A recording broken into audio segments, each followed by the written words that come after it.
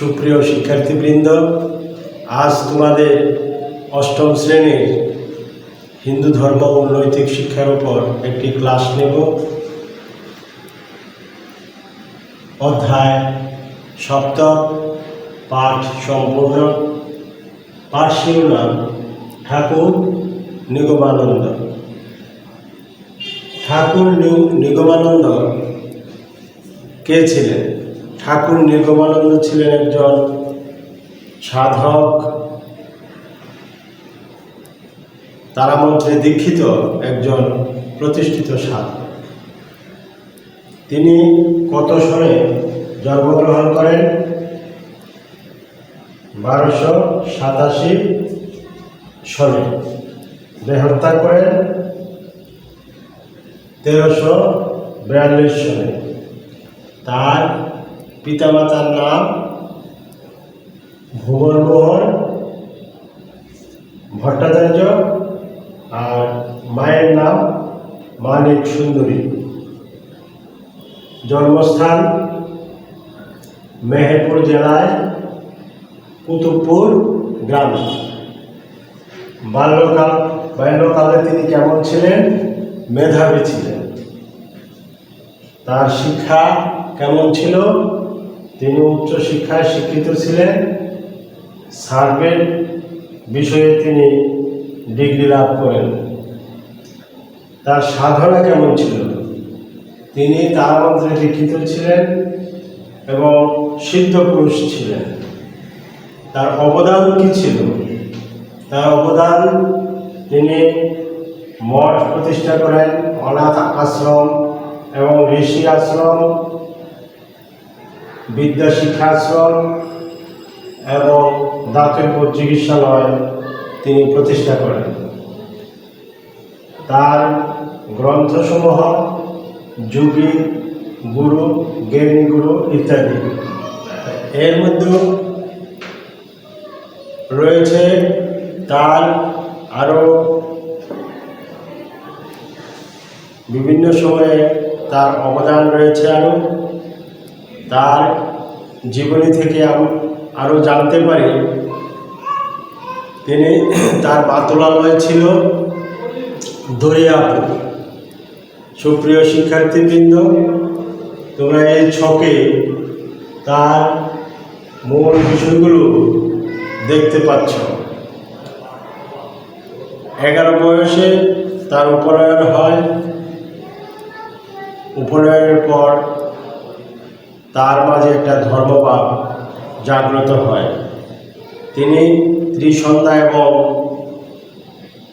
গায়ত্রী মন্ত্রে সবসময় ধর্মচর্চা করতেন এবং সিদ্ধ সাধনা করতেন। জাতিভেদ, ব্রাহ্মণ তিনি মানতেন না।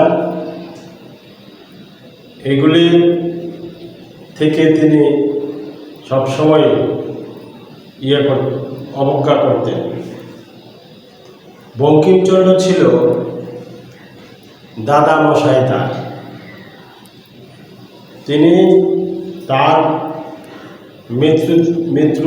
মৃত্যুতে তিনি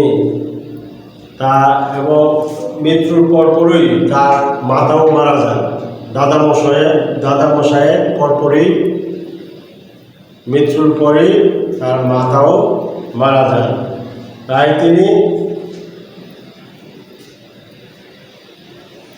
কিছুদিন এই নশ্বরতা, মানব জীবনের নশ্বরতা তাকে ভীষণভাবে পীড়া দিত। এই বিষয়ে তিনি সর্বদাই ভাবতেন, গভীরভাবে তাকে রেখাপাত করত। তিনি ছিলেন দেব দ্বিজে ধর্মে কর্মে শাস্ত্রাদিতে তার তখন বিশ্বাস উঠে যায়। ভগবানের বিশ্বাস নেই, যুগ যাত্রা দিকে তার মন চলে যায়। তিনি ধর্ম বর্ণের বিশেষে সকলের বাড়ি গিয়ে রোগীর সেবা করতেন। কোনো বাড়িতে তিনি মৃতদেহে সৎকারের কাজেও তিনি ব্যস্ত থাকতেন। এরকম এতে প্রতিবেশীদের কাছে তার বিষয়ে তার পিতার কাছে মানুষ নিন্দা করত। তার পিতা ছিলেন একজন প্রতিষ্ঠিত ব্রাহ্মণ, ভুবনমোহন ভট্টাচার্য। এই পুত্রের এই অবস্থায় তিনি দুঃখ প্রকাশ করেন। পরবর্তীতে তার বিবাহ করানোর জন্য সিদ্ধান্ত নেন এবং 17 বছর বয়সে সুধাংশু বালার সাথে তার বিয়ে দেন। বিয়ের কিছুদিন পর নলিনীকান্ত সিদ্ধান্ত নিলেন উচ্চশিক্ষা গ্রহণ করবেন। পিতার অনুমতি নিয়ে তিনি ঢাকা কলেজিয়েট স্কুলে ভর্তি হন।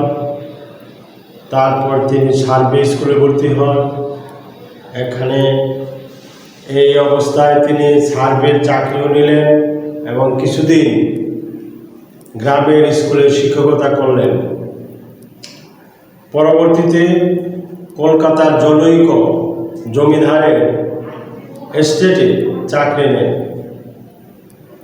এই উপলক্ষে তিনি দীর্ঘদিন কলকাতা ছিলেন।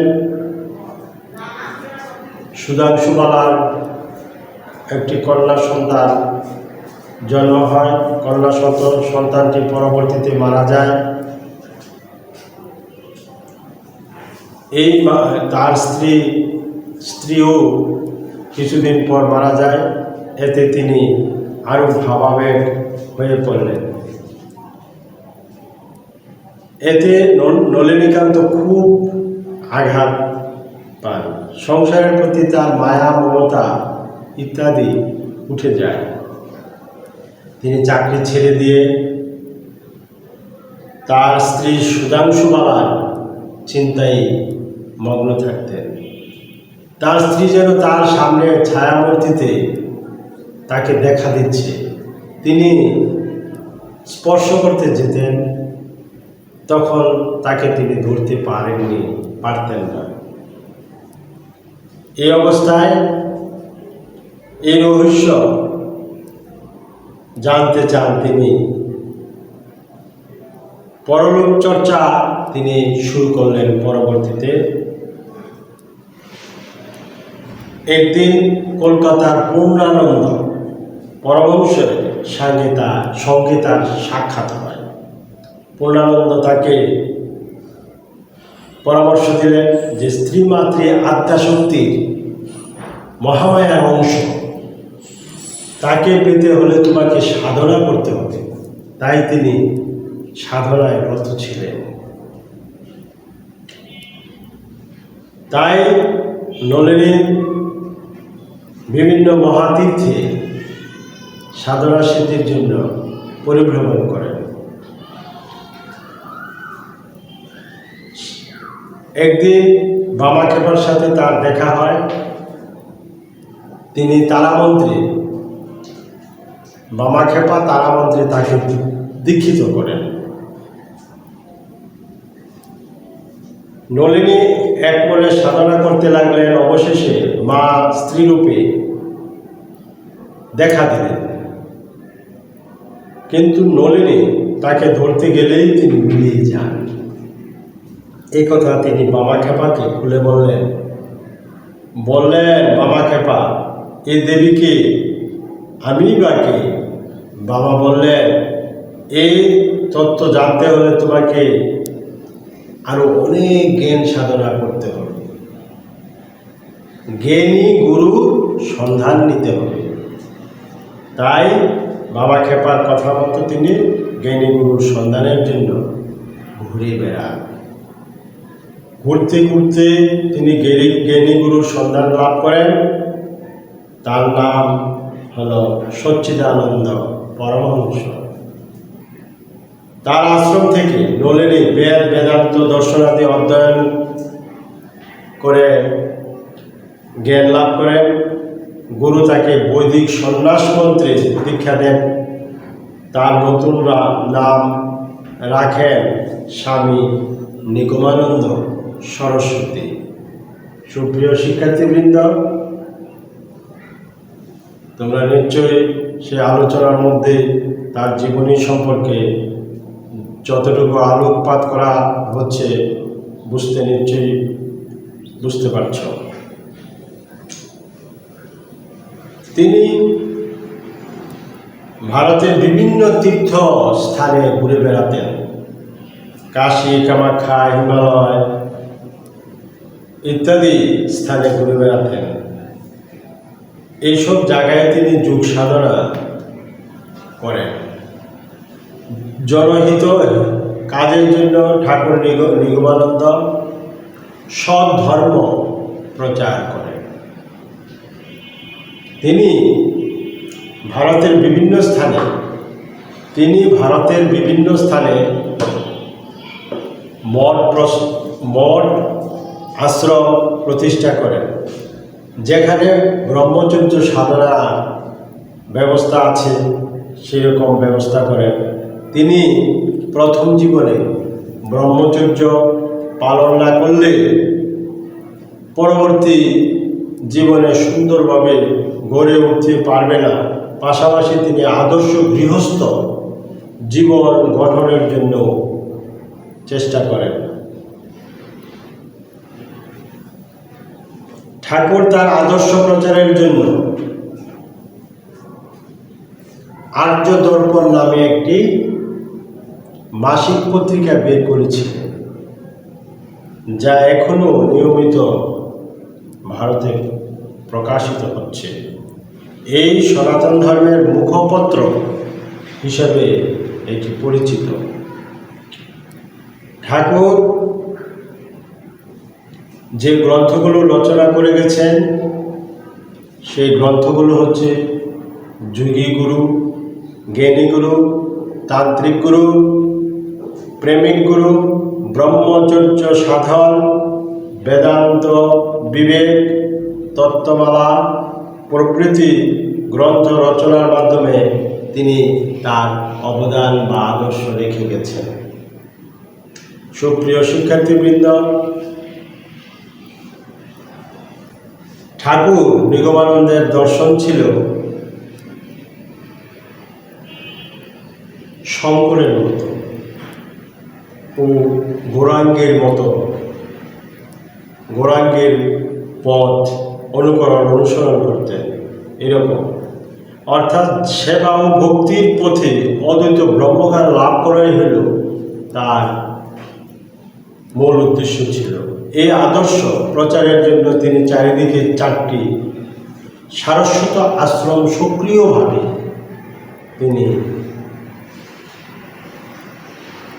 প্রতিষ্ঠা করেন। বাংলাদেশে সৎ ধর্ম প্রচারের জন্য তিনি সহস্রাধিক সারস্বত সংঘ প্রতিষ্ঠা করেন এবং সেগুলি এখনও রয়েছে। অনেক ভক্ত তার রয়েছে, তাকে তার আদর্শে তারা উজ্জীবিত। তন্ত্র, জ্ঞান, যোগ এবং প্রেম ছিল তার এই 4টি সাধনার সিদ্ধ মহাসাধক সেই ঠাকুর নিগমানন্দ।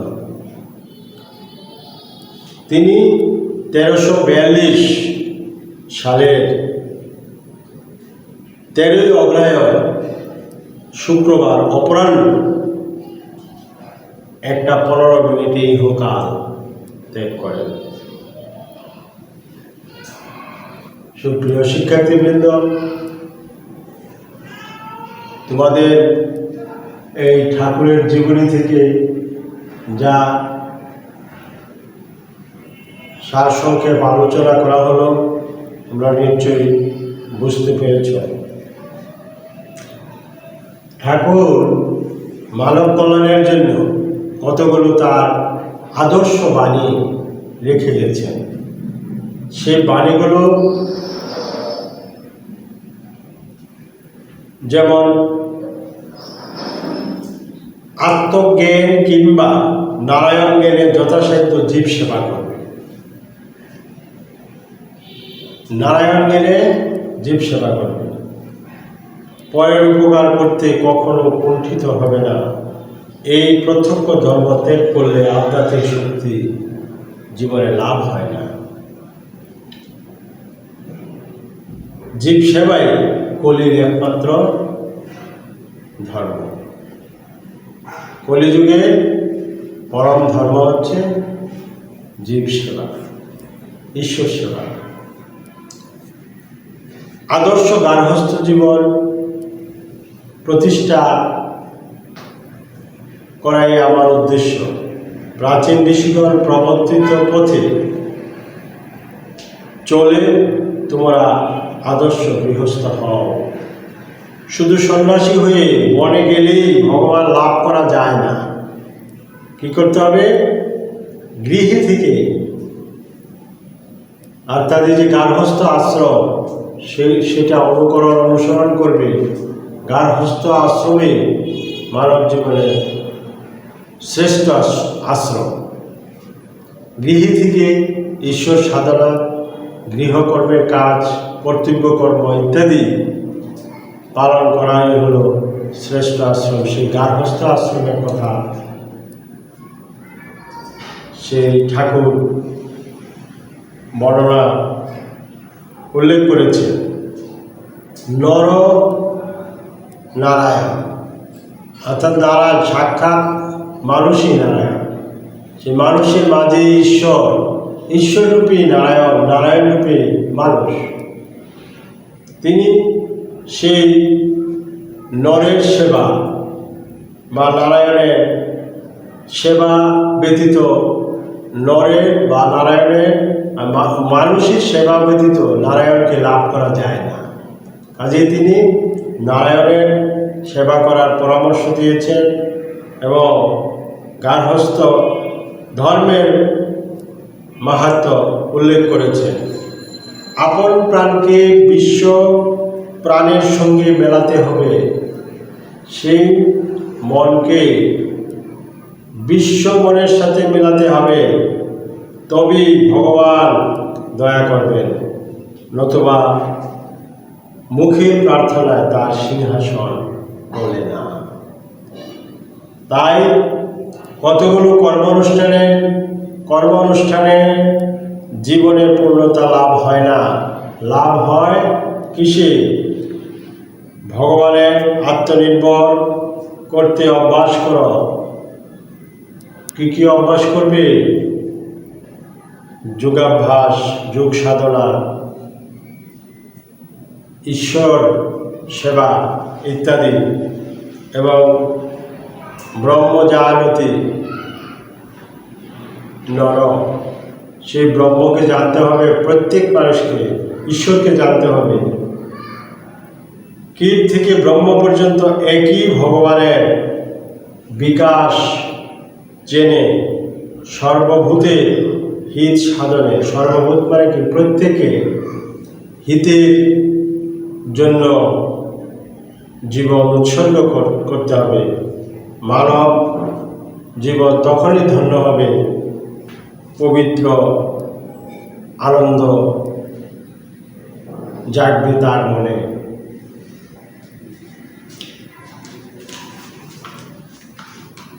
তোমাদের এই ঠাকুর নিগমানন্দ যে সিদ্ধপুরুষ ছিলেন, আমরা তার থেকে কি শিক্ষা লাভ করতে পারি? তিনি ছিলেন মিথ্যা অহংকার কারো পক্ষে ভালো নয়। জাতিভেদ সমাজে বিশৃঙ্খলা সৃষ্টি করে জাতি ধর্ম নির্বিশেষে সকলকে ভালোবাসতে হবে, এই পরামর্শ দিতেন। আধ্যাত্মিক উন্নতির পাশাপাশি মানুষের বাস্তব জীবনেও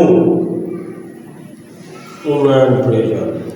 আদর্শ গৃহী হয়ে, অর্থাৎ গার্হস্থ্য জীবন ধারণ করে, ঈশ্বরের বিশ্বাস রেখে কর্তব্য কর্ম করার জন্য তিনি উপদেশ দিতেন। নারায়ণগিরি মানুষকে সেবা করার জন্য পরামর্শ দিতেন। জীব সেবাই কলিযুগের একমাত্র ধর্ম বা তপস্যা। সকল জীবের মধ্যেই ঈশ্বর আছেন, ঈশ্বর বিরাজিত। সকল জীবকে সেবা করলে ঈশ্বরের সেবা করা হয়, তিনি তা বিশ্বাস করতেন। তাই সর্বজীবের সেবায় নিজেকে উৎসর্গ করতে পারলে জীবন হবে ধন্য। ঠাকুর এই নিগমানন্দের শিক্ষার মাধ্যমে আমরা কি শিখলাম? যে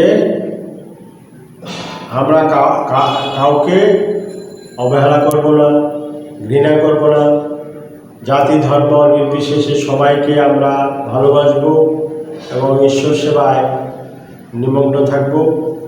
কাজেই এবং জীব সেবার প্রতি আমাদের প্রবিষ্ট করতে হবে মনকে। নিগমানন্দের এই শিক্ষা থেকে আমরা সব সময় মনে রাখব, আমাদের জীবনে তার আদর্শ পালন করার চেষ্টা করব। সুপ্রিয় শিক্ষার্থীবৃন্দ, আজ ঠাকুর নিগমানন্দের সংক্ষেপে আলোচনা করা হলো। তোমরা বাসায় আরও এই পাঠ্যপুস্তক বিষয়ের আলোকে আরও চর্চা করবে। আজ তোমাদের বাড়ির কাজ থাকবে দুইটি প্রশ্ন। 1 নম্বর, ঠাকুর নিগমানন্দের আদর্শ মূল্যায়ন করো। 2, ঠাকুর নিগমানন্দের অবদান আলোচনা করো। সবাই সুস্থ থাকো, স্বাস্থ্যবিধি মেনে চলো, গুরুজনের কথা শুনবে এবং নিয়মিত খাদ্যাভ্যাস করবে। সবাইকে ধন্যবাদ।